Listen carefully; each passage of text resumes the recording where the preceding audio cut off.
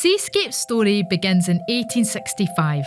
Timeline. When a group of Kirkcaldy politicians and philanthropists formed a charity, the Fife Society for Teaching the Blind to Read at Home.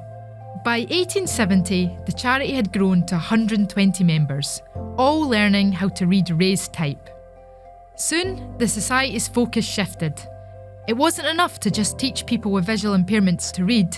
They needed practical support, a sense of purpose, and community. A Sepia Annual Report. From 1906, under the leadership of Kate Craig, the Society offered pensions to those who needed them most.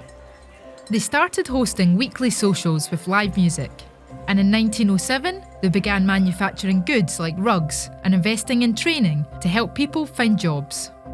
The Society had brought support and community together, a radical approach at the time. The rest of the UK would soon catch up. Explosions and barbed wire. Wounded soldiers were coming home from World War I with sight loss. They and their families demanded more support.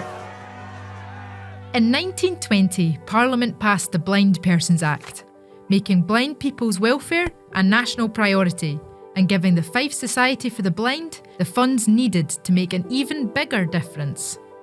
Expansion in the 1930s introduced new clinical services like eye exams, and the Society's teachers changed their job title to welfare officers, reflecting their growing responsibilities.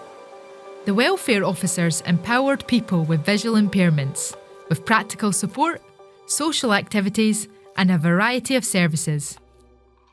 When it comes to assistive aids, Seescape has always been ahead of the curve.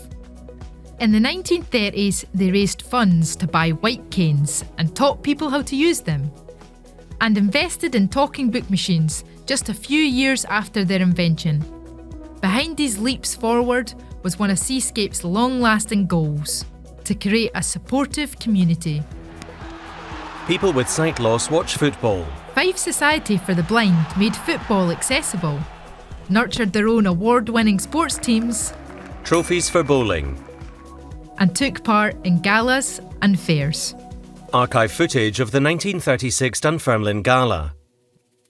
Seescape would not be where it is today without innovative leaders, compassionate donors like the Nairn and Brown families, and passionate supporters, staff, volunteers, friends and families.